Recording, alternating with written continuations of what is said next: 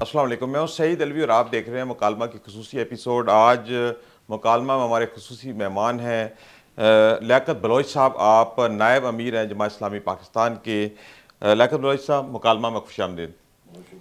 لیاقت بلوچ صاحب، اس وقت جو مغربی بارڈروں کی صورتحال ہے، دہشت گردی دن بدن بڑھ رہی ہے۔ پہلے ہم نے دیکھا کہ بارڈروں تک تھی، پھر کے پی کے شہروں میں، بلوچستان کے شہروں میں، اسلام آباد تک آ گئی، صورتحال بڑی خراب ہو گئی اور نتیجتاً پھر پاکستان نے پھر فضائی حملہ کر دیا اور بتایا جا رہا ہے کہ 7 کے قریب جو ٹکانے تھے دہشت گردوں کے ان کو وہاں پہ تباہ کیا گیا 3 مختلف صوبوں میں۔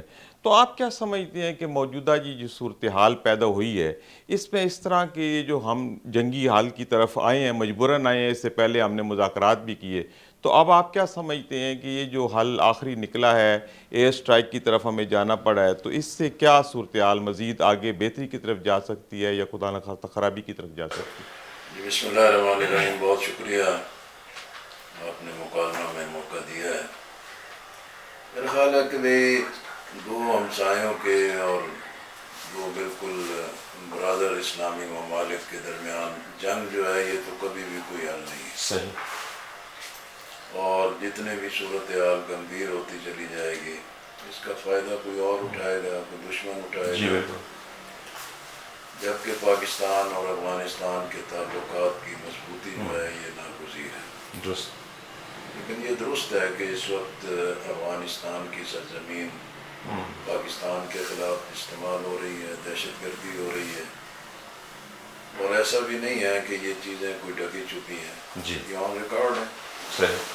اور ماضی میں بھی جو مذاکرات ہوئے تھے اس مذاکرات میں بھی یہی تھا کہ ٹی ٹی پی جو وہاں اپنی نرسریز رکھتی ہے، اپنے ہائیڈ آؤٹس ہیں ان کے یا ان کے مراکز بنے ہوئے ہیں، ان کا خاتمہ ہونا چاہیے۔ درست۔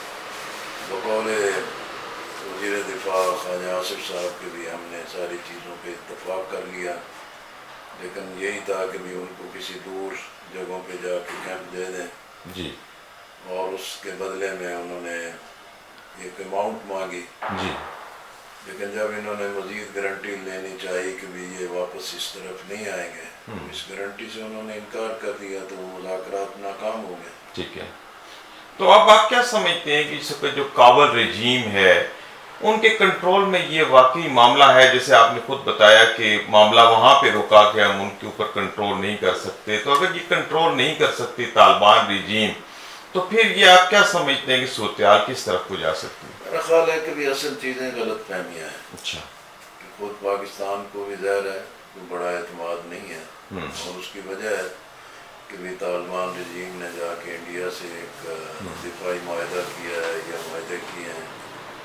اسی طرح امریکہ جو ہے وہ بھی مسلسل افغانستان میں فنڈز بھی مہیا کر رہا ہے، ان کو امداد بھی مہیا کر رہا ہے، جس کی وجہ سے یہ ایک اپنی جگہ ایک شک و شبہ کی صورتحال جو ہے۔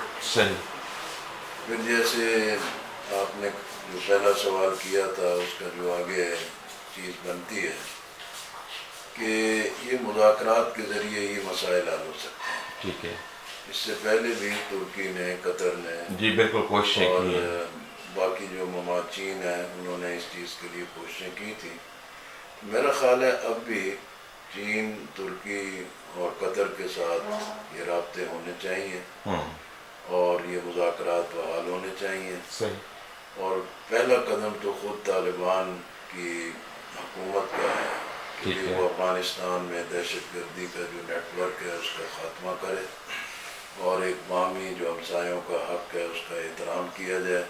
صحیح۔ اور اگر وہاں سے آ کے پاکستان میں دہشت گردی کی جائے گی، جیسا کہ ثبوت موجود ہے، جی بالکل موجود ہے۔ اسلام آباد کی جامع مسجد میں یا امام بارگاہ میں ہوا ہے، بلوچستان میں واقعات ہو رہے ہیں، اس سے پہلے باجوڑ میں ہوئے ہیں، مزید جگہوں پر یہ جو واقعات ہیں، جی جی تو یہ ایک دوسری بات یہ ہے کہ بھی جو چیزیں انالیسس میں آتی ہیں وہ یہ ہے کہ بھئی ٹی ٹی پی کی سرپرستی تو طالبان حکومت کی موجود ہے، جی بالکل، لیکن یہ ایک بڑا سوالیہ نشان وہاں موجود ہے کہ جو داعش کی دہشت گردی کا نیٹ ورک ہے اس کی سرپرستی کون کر رہا ہے۔ بالکل۔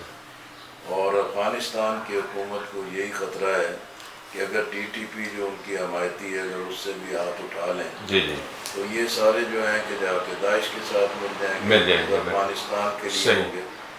اس لیے اگر ٹی ٹی پی پاکستان کی دشمن ہے اور داعش افغانستان کی دشمن ہے تو جو دونوں مشترکہ دشمن ہیں ان کے مقابلے میں افغانستان اور پاکستان کو مل کے کام کرنا چاہیے. بالکل. دہشت گردی کی اچھا یہ جو بات تو آپ نے بڑی اچھی کی ہے کہ یہ چونکہ دونوں کے ہی دشمن ہے، ایک ہمارا دشمن ہے ایک ان کا دشمن ہے، لیکن پاکستان میں پھر مل کے کاروائیاں کرتے ہیں.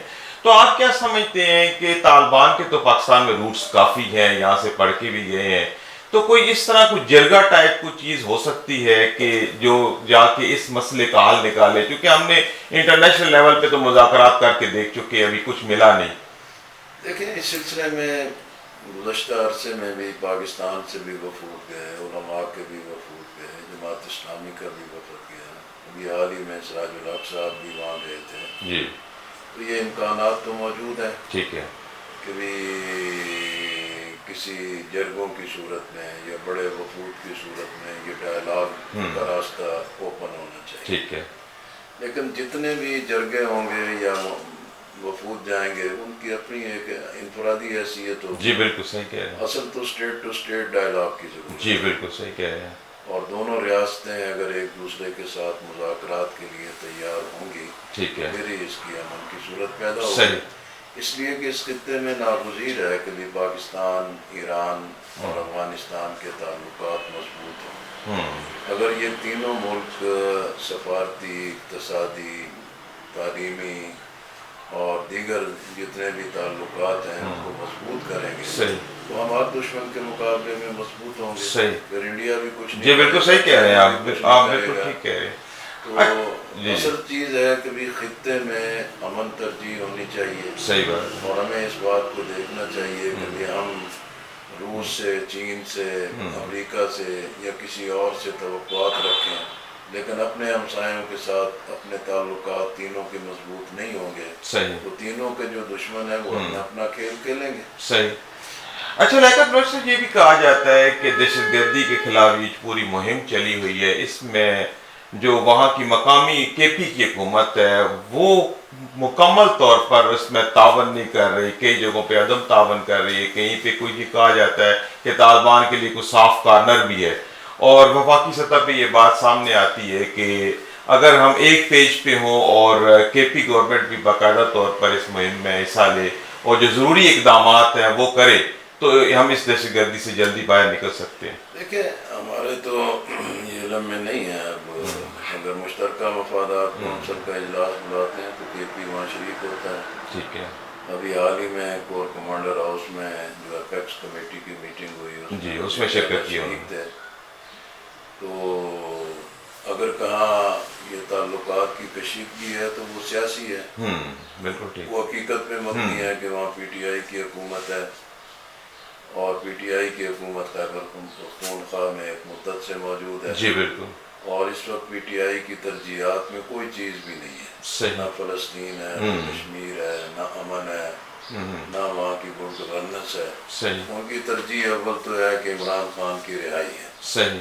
جس کی وجہ سے ان کے ہاں کہیں بھی کوئی بھی ایسا منظم اقدام نہیں ہے کہ جو کسی درست سمت میں آگے بڑھ سکے. صحیح. تو یہ بھی ہے کہ جو کے پی میں پی ٹی آئی کی حکومت ہے اب تو ہر چیز سامنے ہے کہ ایک نہایت ہی بد انتظامی ہے. صحیح. اور اس بد انتظامی کے خلاف ابھی انہوں نے جو ہڑتال کی کال دی تھی، شٹر ڈاؤن کی ہڑتال کی کال دی تھی، تو وہ بھی کے پی میں بھی وہ کامیاب نہیں ہو سکی بلکہ لوگوں نے مزاحمت کی، لوگوں نے رجسٹ کیا.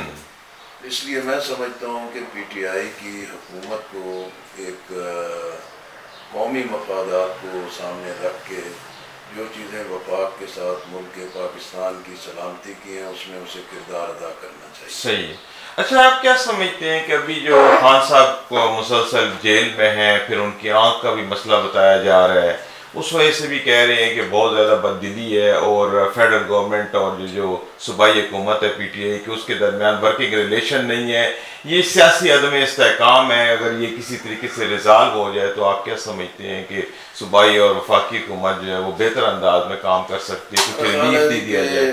ہمارا موقف تو واضح ہے کہ جو سیاسی قیدی ہیں، بشمول عمران خان ہیں یا بشرا بی بی ہیں، ان سب کو رہا کرنا چاہیے ٹھیک ہے، آئین اور قانون اور ضابطوں کے مطابق۔ پھر ایک جیل میں رہتے ہوئے جو ان کے علاج کا حق ہے، خوراک کا حق ہے، جو ان کے تحفظ کا حق ہے، وہ تو ان کو ملنا چاہیے۔ صحیح، لیکن یہ محض ہمارے مطالبے سے یا کہہ دینے سے یہ چیزیں نہیں ہوں گی۔ صحیح، اصل مسئلہ تو پاکستان کا یہ ہے کہ یہاں سیاسی انتشار ہے، جی بالکل، سیاسی بحران ہے، صحیح، اور بے اعتمادی کی خلیج بڑھتی چلی جا رہی ہے۔ درست ہے، اب عملاً ہائیبرڈ نظام ہے یا فوجی بالادستی ہے، اور 2024 کے انتخاب کے نتائج جو متنازع ہیں، جو مشکوک ہیں، اس کی بنیاد پہ جو حکومتیں موجود ہیں وہ بالکل اسٹیبلشمنٹ کی ہاتھ کی چھڑی اور جیب کی گھڑی بنی ہوئی ہیں، صحیح،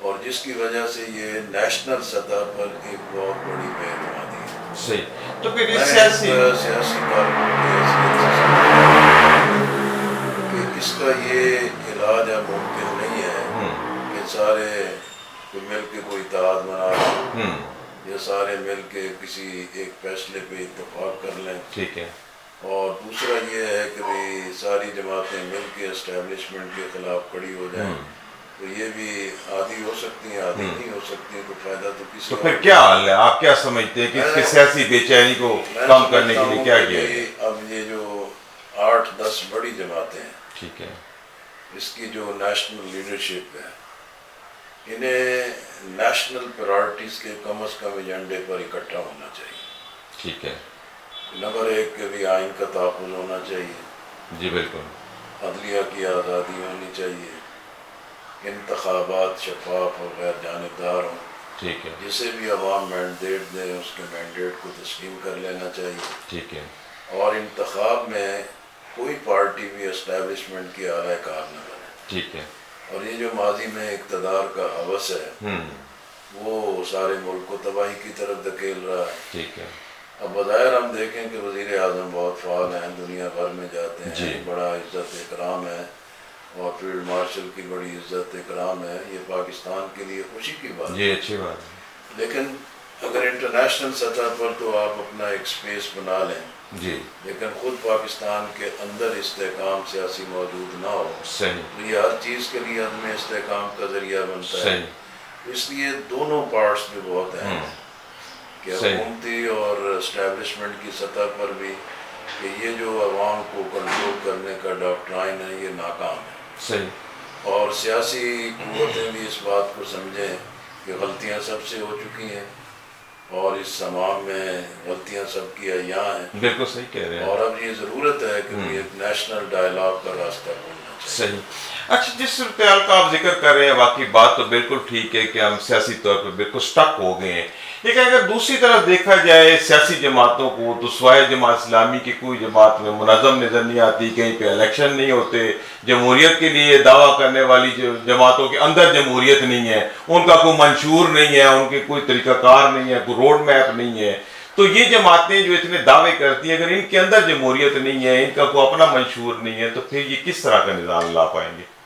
لیکن جی ہم تو اپنا جواب دیں، جماعت اسلامی کے بارے میں تو آپ نے ہمیں پاس کر دیا ہے، جی بالکل، اس پہ تو کوئی شک نہیں باقی جماعتوں کی جو کیفیت ہے وہ آج سے نہیں ہے، یہ خاندان ہیں، دھڑے ہیں اور شخصیات ہیں، ان کے بت تراشے جاتے ہیں، ایک دیوانگی پیدا کی جاتی ہے، فریفتگی پیدا کی جاتی ہے، لوگوں کے ذہن معاف ہو جاتے ہیں، وہ کوئی بات سننے کو تیار نہیں ہوتے۔ صحیح، میں نے تو اپنی پولیٹیکل لائف میں دیکھا ہے کہ بھی بھٹو ایک بہت پاپولر لیڈر تھے، اس جی کو بالکل، کوئی نہیں سنتا تھا۔ صحیح، الطاف حسین کا چہرہ بھی چاند میں نظر آتا تھا، پتوں میں بھی نظر آتا تھا، صحیح، جب دیوانگی ہو جاتی ہے تو لوگوں سوچ سے ذرا بالاتر ہو جاتے ہیں۔ صحیح، نواز شریف کو 2/3 میجارٹی ملی، جب اس کا عروج تھا تو میاں دے نعرے بجن گے نہیں بالکل اور سارے ایسے ہی اس ہوا، کی دوسرے کی بات ہی نہیں سنتا تھا. صحیح بات ہے. آج عمران خان کی پاپولیرٹی ہے, اس کا وقت جو ہے کبھی ہر ایک کے اندر مقبول ہے, صحیح. لیکن کوئی اس کی بات, اس کے علاوہ کوئی بات سننے کو تیار نہیں. جی ٹھیک ہے. کہ یہ جو ایک مصنوعی پاپولیرٹی ہے, اور اس پاپولیرٹی کی بنیاد پر جو ایک زہریلی پولرائزیشن ہے, اس نے ہمارے صورتحال کو بہت برباد کیا ہے. صحیح. لیکن اب جو بھی ہے, اب مسلم لیگ ہے, یہ خاندان اس پر قابض ہے, جی جی, لیکن وہ بہرحال ایک پارٹی ہے, پارٹی تو ہے بالکل. اور پاکستان تحریک انصاف ہے, اس میں عمران خان کے علاوہ کسی کی شاید کوئی اہمیت نہیں. جی بالکل, یہ تو شخصیات کے اوپر ہی سارا بیسڈ ہو رہا ہے اس وقت. اسی طرح پیپلز پارٹی ہے, اس میں زرداری خاندان اس وقت قابض ہے, لیکن بہرحال پیپلز پارٹی ہے. جی بالکل صحیح کہہ رہے ہیں. بات تو انہی کے ساتھ کرنی ہو. درست کہہ رہے ہیں, بالکل ٹھیک ہے. اب اگر اسٹیبلشمنٹ ہے جس سے ہماری اتفاق نہیں ہے, ناراضگی ہے, دوری ہے, ہم سمجھتے ہیں کہ اس کا حق نہیں ہے, لیکن وہ ریاست کی ایک حقیقت ہے. جی بالکل ٹھیک کہہ رہے ہیں. ایک ہے کہ بھی ایک پارٹی اپنے مفادات کے لیے ان سے ڈائلاگ کرے, ایک یہ ہے کہ نیشنل لیڈرشپ نیشنل پرائورٹیز کی بنیاد پر پھر ڈائلاگ کرے, اس کے نتائج کچھ اور ہوں. صحیح کہہ رہے ہیں. اچھا ابھی ایک الیکٹیبلز کا بھی سلسلہ شروع ہو گیا ہے, وہ کسی کے نہیں ہے, جیسے وہ دیکھتے ہیں اڑتی دھارن تو اس میں جا کے بیٹھ جاتے ہیں. تو یہ جو ایک نیگیٹو کردار ہماری پالیٹکس کے اندر آ گیا الیکٹیبلز کا, آپ کیا سمجھتے ہیں کہ ان کے ہوتے ہی کوئی مثبت پالیٹکس ہو سکے گی؟ میرا خیال ہے کہ اب الیکٹیبلز کا رول تو کم ہو گیا ہے.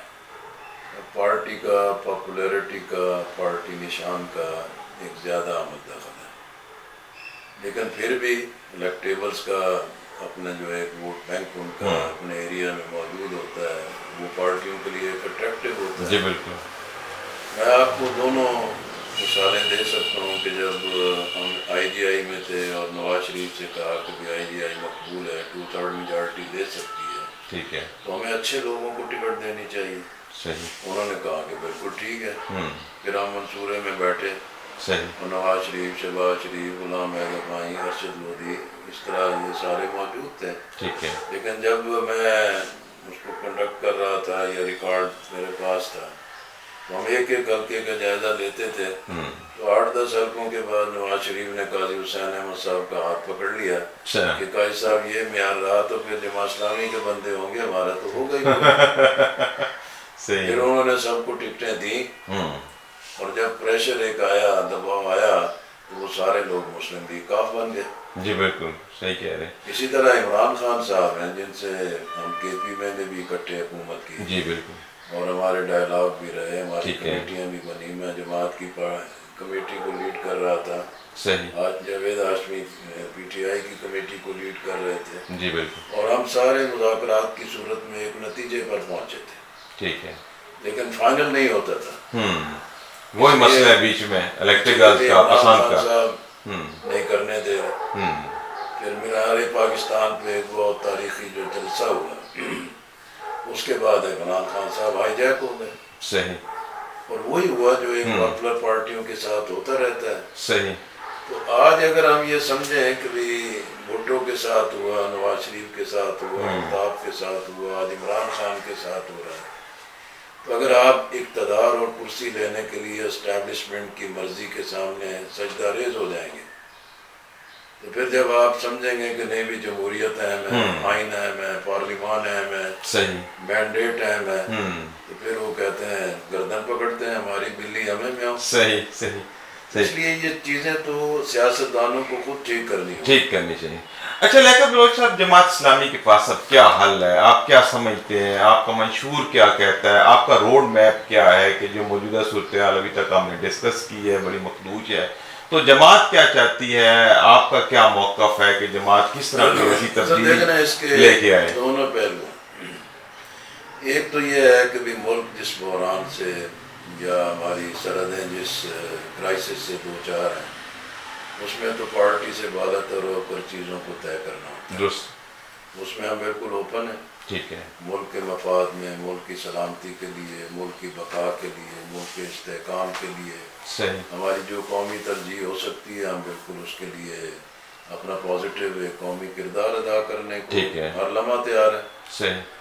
اور اسی ہمارے اس پازیٹیو رول اور کردار کی وجہ سے پھپتی بھی کسی جاتی ہے کہ یہ اسٹیبلشمنٹ کی بی ٹیم ہے. بالکل یہ تو الزام لگتا ہے آپ کے دوسرے اڑاتے ہیں, فائدے دوسرے. تو پھر کیا وجہ ہے کہ اگر آپ بی ٹیم نہیں ہے تو پھر آپ کو کیوں بی ٹیم کرا جاتا ہے؟ بی ٹیم یہ ایک الزام تراشی ہوتی ہے.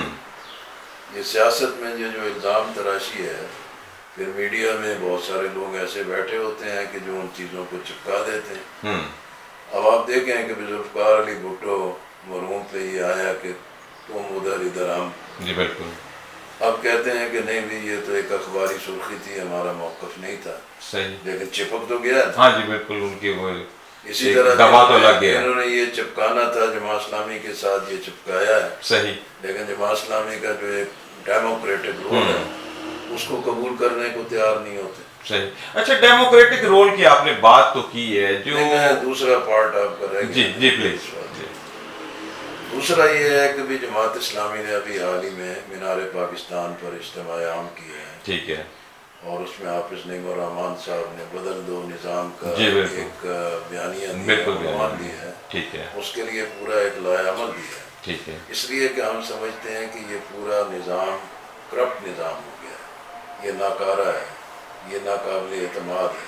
ٹھیک ہے. اور اس کی بنیاد پر ایک مفاد یافتہ طبقہ جو ہے, مفاد پرست طبقہ جو ہے, وہ عیاشی کرتا ہے, مفتخوری کرتا ہے, قوم کے خزانے کو یرغمال بنایا ہوا ہے, جس کی وجہ سے پولیس تباہ ہے, تھانے تباہ ہیں, عدالت تباہ ہے, تعلیم تباہ ہے, صحت لوگوں کی سہولت حاصل نہیں ہے, اور جو اکنامک یوٹیلیٹیز ہیں لوگوں کی, آئی پی پیز کا معاملہ دیکھیں. جی بالکل. جو توانائی کا بحران ہے.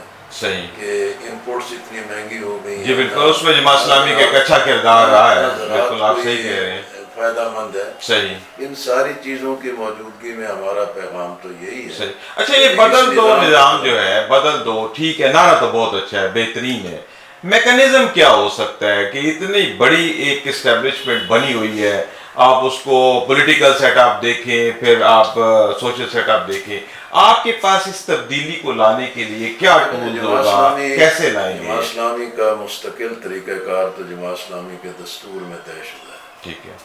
کہ جس میں ہم سیاسی, جمہوری, آئینی, پارلیمانی جدوجہد کریں گے, وائلنس نہیں کریں گے, قانونات میں نہیں لیں گے, ہم پبلک سے رابطہ کریں گے, وہ دعوت دین ہے, پبلک کنٹیکٹ ہے, میس کنٹیکٹ ہے. ٹھیک ہے. اور اس کے لیے ہم نے ممبر سازی کی ہے, عوامی کمیٹیاں بنا رہے ہیں, اپنے نیٹ ورک کو وسیع کر رہے ہیں. یہ جو جماعت اسلامی کی خدمات ہیں, خدمت ہے. جی بالکل, وہ تو بہت مثالی ہے, اس میں تو مثالی بھی ہیں اور تسلیم بھی کیا جائے. جی بالکل, ابھی بھی سلام ہے, وہ 22 کے سلام میں بہت زیادہ انٹرنیشنل لیول پر. یہ ہے کہ جماعت اسلامی محض ایک نعرے باز پارٹی نہیں ہے, بلکہ اس کے اپنے ریسرچ ادارے ہیں, ورکنگ گروپس ہیں, پالیسی سازی ہے. ہمیں اس چیز کا اطمینان ہے کہ ریاست کے نظام کو ٹھیک کرنے کے لیے میکنزم تو ہمارے پاس پورا موجود ہے. ٹھیک ہے. لیکن ایک لیکنگ ہے, وہ یہ ہے کہ جو پبلک کی سپورٹ نہیں ہے. صحیح. پاپولر سپورٹ نہیں ہے. صحیح. اور ہم سمجھتے ہیں کہ عوام ہمارے بارے میں اچھی رائے بھی دیتے ہیں. جی, اس میں یہی تو سوال اٹھتا ہے کہ اگر اتنی مقبول جماعت ہے, جیسے بھی آپ نے مینار پاکستان پہ ذکر کیا, بڑا جلسہ ہوا, ہم نے خود کور کیا, لیکن اس کے باوجود پھر سیٹیں نہیں ملتی, آپ پارلیمنٹ تک نہیں پہنچتے. جب تک پارلیمنٹ تک نہیں پہنچیں گے تو کوئی بڑی تبدیلی تو نہیں لا سکتے جس کا آپ دعویٰ کر رہے ہیں. کیا وجوہات, حالانکہ ماضی میں آپ پارلیمنٹ میں رہے بھی ہیں, لاہور میں اتنی سیٹیں تھی, ابھی آپ کی ختم ہو گیا. جمہوریت میں یہ ہوتا رہتا ہے, ایک دفعہ جیتتا ہے کوئی, ایک دفعہ ہارتا ہے. ٹھیک ہے. ایک دفعہ 2/3 میجارٹی ہوتی ہے, اگلی دفعہ 8 سیٹیں ہوتی ہیں. یہ کوئی نئی بات نہیں ہے. اصل ہے پروسیس چلنا چاہیے. ٹھیک ہے. اور اس پروسیس کے بعد اگر آپ کامیاب ہوتے ہیں تو حکومت کو ڈیلیور کرنا چاہیے, گڈ گورننس دینی چاہیے. ٹھیک ہے. ایشو تو گورننس کا ہے. جی بالکل گورننس. لیکن یہ ہے کہ بھی اگر ہمیں عوام ساتھ نہیں دے رہے تو ہم تسلیم کرتے ہیں کہ کیا وجہ ہے کہ عوام کیوں نہیں ساتھ ہے, کیا سمجھتے ہیں کہ نیک نامی بھی ہے, سارا کچھ ہے, لیکن اس کے باوجود بھی. مجھے یاد ہے کہ بھی ایک مرتبہ میں اسلام آباد سے آ رہا تھا, تو مسلم لیگ کی لیڈرز تھیں جو ہمارے ساتھ قومی اسمبلی میں بھی تھیں. ہمارا وہاں بھی ایک اجتماع اسی طرح کا بہت بڑا ہوا تھا, میں اس کا بھی انچارج تھا. تو وہ میں لانج میں بیٹھا تو مجھے دیکھ کے آگے, لیاقت بھائی السلام علیکم, آ کے ساری تعریفیں کرنے لگی. तो बड़ा इज्तिमा था, आप असम्बली में बड़ी मेहनत करते हैं, ये करते हैं, वो करते हैं, बड़ी खिदमत हैं, लेकिन लियाकत भाई तुसी जितते क्यों नहीं? एक बहुत बड़ा सवाल है। मैंने कहा कि भी देखें आप हमारी हर तरह की तारीफ कर रही हैं, तो आप बताएं हमारे अंदर कमी कौन सी है? सही। वो सारी की सारी कहने लगे कि भाई सानू नहीं समझ आती, अवाम नाल असी जो बैठ करिए फिर अवाम साढ़े नाल है। सही। मसला मैं अक्सर कहता हूँ कि एस्टैब्लिशमेंट का महज काम ये नहीं होता कि वो रिजल्ट ही तब्दील करती है, ये पार्टियों को भी इसी तरह कंट्रोल करती है। सही। तो आप क्या समझते हैं कि अगर फेयर एंड फेयर इलेक्शन करना, लोगों को तकसीम करना, अब फ्री एंड फेयर इलेक्शन इसलिए जरूरी है, जरूरी नहीं है कि फ्री एंड फेयर हो जाए तो हम जीत जाएंगे, नहीं, वो तो मुल्क की बका के लिए जरूरी है, बका के लिए जरूरी है, लेकिन फ्री एंड फेयर इलेक्शन होगा, अवाम को अपने वोट की अहमियत का एहसास हो जाएगा। सही। अब जैसे जमात इस्लामी को पैसा देते हैं जी, नोट देते हैं, वसाइल देते हैं जिसको हम ठीक तरीके से खर्च करते हैं, लेकिन वो वोट नहीं देते। अपने नोट की उनको अहमियत है कि जमात इस्लामी को देंगे तो ठीक जगह इस्तेमाल हो जाए। सही, उस पे एतमाद है। वोट पर ये एतमाद नहीं, उन्होंने कहा नहीं ये झूठ का खेल है जी, फ्रॉड का खेल है जी। सही। तो हम यही चाहते हैं कि लोगों के ज़हनों के अंदर ये एतमाद पैदा हो। सही। नहीं, नोट की भी जहाँ अहमियत है, वोट की भी अहमियत है। सही। वोट ठीक जगह इस्तेमाल करेंगे तो उसका नतीजा भी ठीक आएगा। सही। सही। अच्छा लियाकत बलोच साहब, इस वक्त आप क्या समझते हैं कि जैसे हुकूमत तो बहुत दावा कर रही है कि हमने माशी तौर पे मुल्क को बड़ा मजबूत कर दिया है, फॉरेन रिजर्व बढ़ गए हैं, फॉरेन डायरेक्ट इन्वेस्टमेंट बहुत आ गई है, लेकिन अगर दूसरी तरफ आवाम को देखा जाए तो मखदूश हालात है, रमज़ान शरीफ चल रहा है, लोग परेशान है, महंगाई है। अभी रमज़ान शुरू होते ही इन्होंने पेट्रोल और डीजल की प्राइसेस बढ़ा दी। एक तरफ इतना महंगाई का तूफान है, दूसरी तरफ इतने बड़े दावे हैं। आप क्या समझते हैं इस वक्त? कि ये सारी मसनूई चीज़ें हैं। देखना, मैंने जैसे पहले कहा कि वज़ीर आज़म हैं, फील्ड मार्शल हैं, दुनिया में जाते हैं, एक वज़ीराई होती है, पाकिस्तान की इज्जत है जी, बिल्कुल। लेकिन दूसरा ये है कि भी अगर ये माशी इस्तेहकाम की बात करते हैं तो ये दुरुस्त नहीं है। जहाँ कर्ज़ों का इतना अंबार हो, सूद की हमें किस्तें देने के लिए सारे वसाइल ही वहाँ जोड़ देने पड़ते हैं। फिर दूसरा ये है कि भी आप अपने रिजर्व्स को लोगों से मांग तांग के डॉलर रखें और फिर 8 साल 2 साल के बाद उसको फिर रिलैक्स करवा लें कि नहीं भाई अभी रहने दो। सही। और वो भी मोहब्बत करते हैं और पाकिस्तान के पास, तो ये सब मसनूई चीज़ें हैं। सही। जब ये एक मसनूई चीज़ है तो मसनूई चीज़ पर तो इक़्तिसादी इस्तेहकाम नहीं आ सकता। सही कह रहे हैं। इक़्तिसादी इस्तेहकाम के लिए नागुज़ीर है कि सियासी इस्तेहकाम हो, अवाम का एतमाद बहाल हो, सरमायाकार का एतमाद बहाल हो, तो फिर मुल्क में कोई इक़्तिसादी इस्तेहकाम आ सकता है। सही। दूसरा असल मामला ये है कि अगर करप्शन होगी, लूट मार होगी, मुफ्तखोरी होगी और एक मुख्तसर तबका जो कि अख्तियारात पर काबिज है, जर्नल हैं, वो जस्टिस अदलिया के जज हैं, वो सिविल ब्यूरोक्रेट्स हैं या सियासतदानों में से हैं जिनका एक क्लब बना हुआ है। सही।